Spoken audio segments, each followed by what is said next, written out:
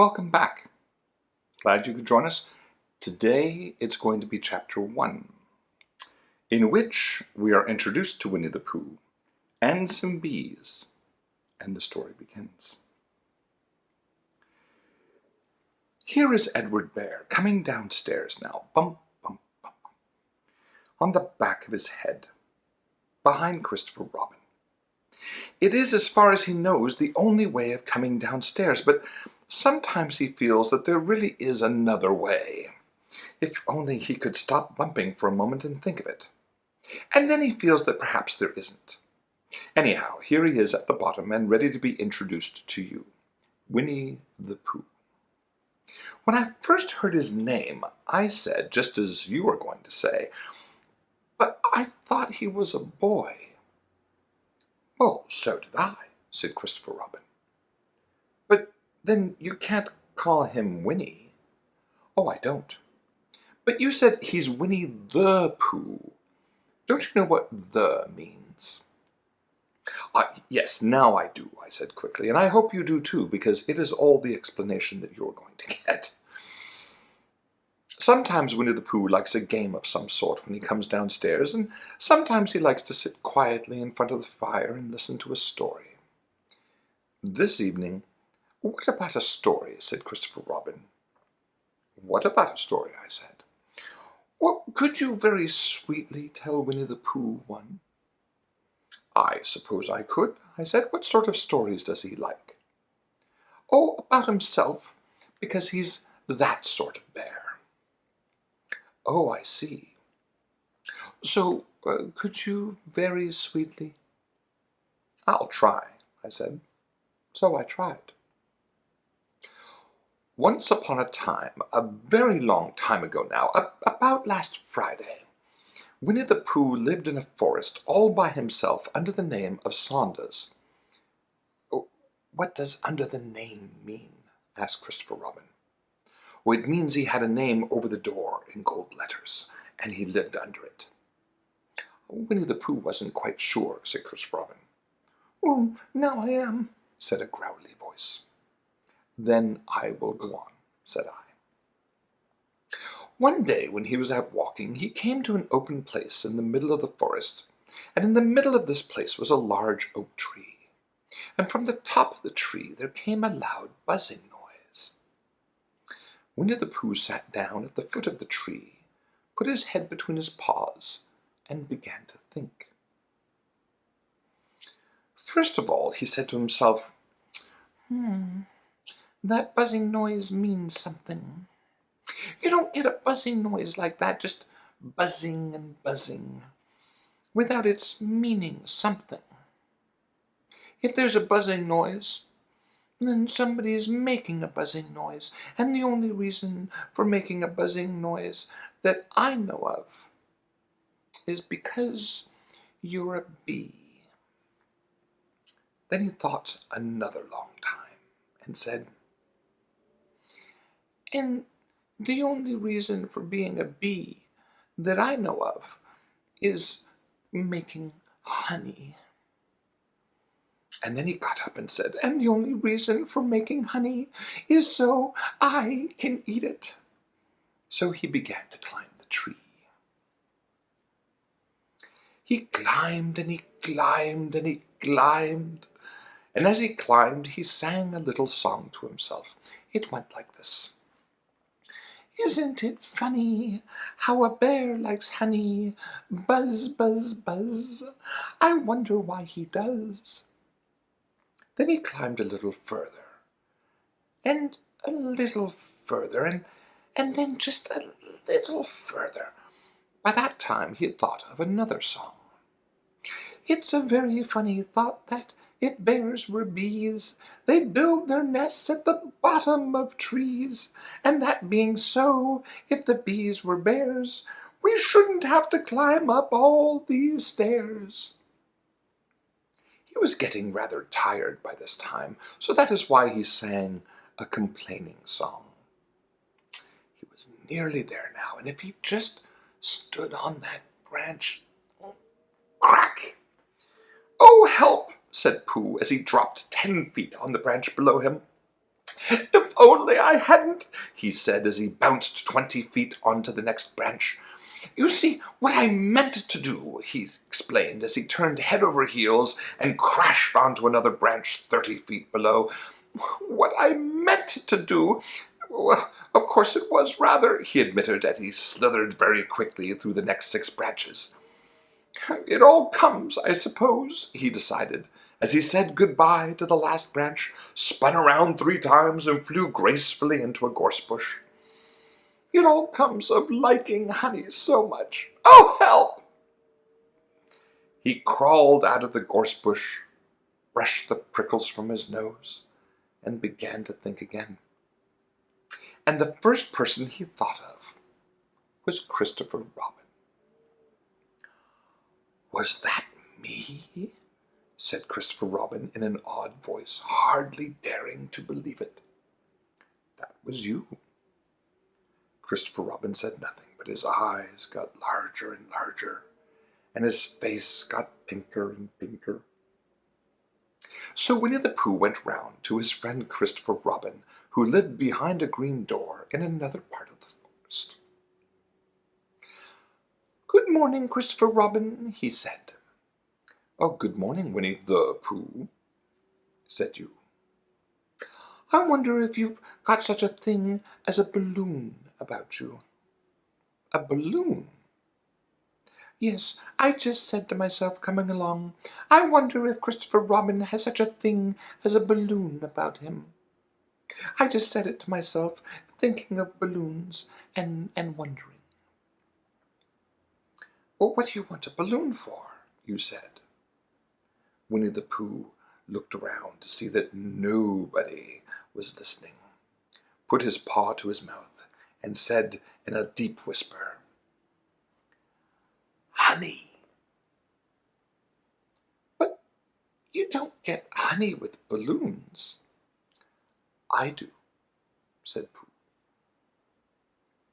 "Well, it just happened that you had been to a party the day before at the house of your friend Piglet, and you had balloons at the party. You had had a big green balloon, and one of Rabbit's relations had had a big blue one, and had left it behind, being really too young to go to a party at all. And so you had brought the green one and the blue one home with you." "Which one would you like?" you asked Pooh. He put his head between his paws and thought very carefully. "It's like this," he said. "When you go after honey with a balloon, the great thing is not to let the bees know you're coming. Now, if you have a green balloon, they might think you're only part of the tree and not notice you. And if you have a blue balloon, they might think you're only part of the sky and not notice you. And the question is, which is more likely?" "Wouldn't they notice you underneath the balloon?" you asked. "Oh, they might or they might not," said Winnie the Pooh. "You never can tell with bees." He thought for a moment and said, "I shall try to look like a small black cloud, and that will deceive them." "Oh, then you'd better have the blue balloon," you said, and so it was decided. Well, you both went out with the blue balloon, and you took your gun with you just in case, as you always did. And Winnie the Pooh went to a very muddy place that he knew of, and rolled until he was black all over. And then, when the balloon was blown up as big, you and Pooh were both holding on to the string. You let go suddenly, and Pooh Bear floated gracefully up into the sky and stayed there, level with the top of the tree and about 20 feet away from it. "Hooray!" you shouted. "Isn't that fine?" shouted Winnie the Pooh down to you. "What do I look like?" "You look like a bear holding on to a balloon," you said. "Not," said Pooh anxiously, "not like a small black cloud in a blue sky?" "Not very much." Well, perhaps from up here it looks different. And as I say, you never can tell with bees." There was no wind to blow him nearer to the tree, so there he stayed. He could see the honey. He could smell the honey. But he couldn't quite reach the honey. After a little while, he called down to you. "Oh, Christopher Robin," he said in a loud whisper. "Hello." "I think the bees suspect something." "What sort of thing?" "I don't know, but something tells me they're suspicious." "Perhaps they think you're after their honey." "It may be that. You never can tell with bees." There was another little silence, and then he called down to you again. "Oh, Christopher Robin!" "Yes?" "Have you an umbrella in your house?" I think so." "I wish you would bring it out here and walk up and down with it and look up at me every now and then and say, 'Tut, tut, it looks like rain.' I think if you did that, it would help the deception which we are practicing on these bees." Well, you laughed to yourself, silly old bear. But you didn't say it aloud because you were so fond of him, and you went home for your umbrella. "Oh, there you are," called down Winnie the Pooh as soon as you got back to the tree. "I was beginning to get anxious. I have discovered that the bees are now definitely suspicious." "Shall I put my umbrella up?" you said. "Yes, but wait a moment. We must be practical. The important bee to deceive is the queen bee. Can you see which is the queen bee from down there?" "No." "Oh, a pity. Well, now, if you walk up and down with your umbrella, saying, 'Tut, tut, it looks like rain,' I shall do what I can by singing a little cloud song, such as a cloud might sing. Okay, go." So while you walked up and down and wondered if it would rain, Winnie the Pooh sang this song. "How sweet to be a cloud floating in the blue. Every little cloud always sings aloud. How sweet to be a cloud floating in the blue. It makes him very proud to be a little cloud." The bees were still buzzing as suspiciously as ever. Some of them, indeed, left their nest and flew all around the cloud as it began the second verse of this song, and one bee sat down on the nose of the cloud for a moment and then got up again. "Christopher, ow, Robin!" called out the cloud. "Yes?" I've just been thinking, and I've come to a very important decision. These are the wrong sorts of bees." "Are they?" "Quite the wrong sort, yes. So I should think they would make the wrong sort of honey, shouldn't you?" "Would they?" "Oh, yes, so I think I shall come down." "How?" asked you. Well, Winnie the Pooh hadn't thought about this. If he let go of the string, he would fall up, and he didn't like the idea of that. So he thought for a long time, and then he said, "Christopher Robin, you must shoot the balloon with your gun. Have you got your gun?" "Oh, of course I have," you said.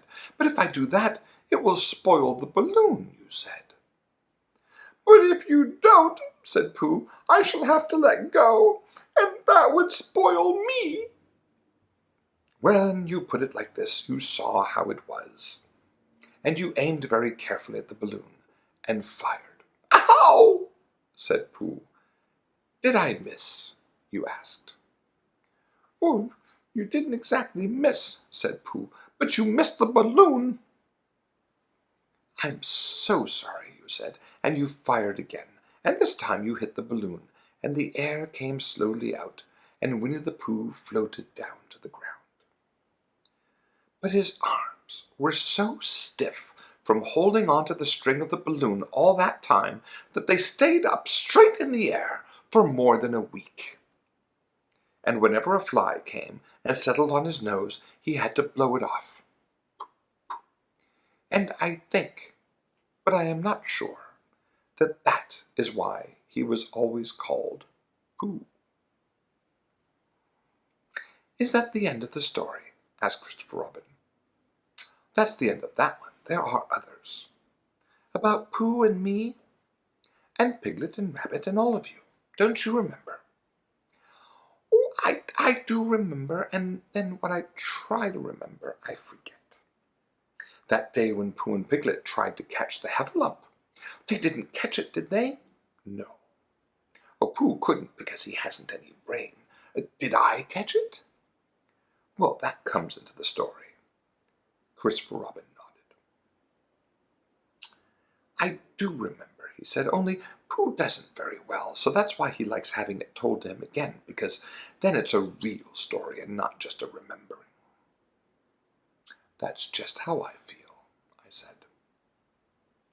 Christopher Robin gave a deep sigh, picked up his bear by the leg, and walked off to the door, trailing Pooh behind him. At the door he turned and said, "Coming to see me have my bath?" "I might," I said.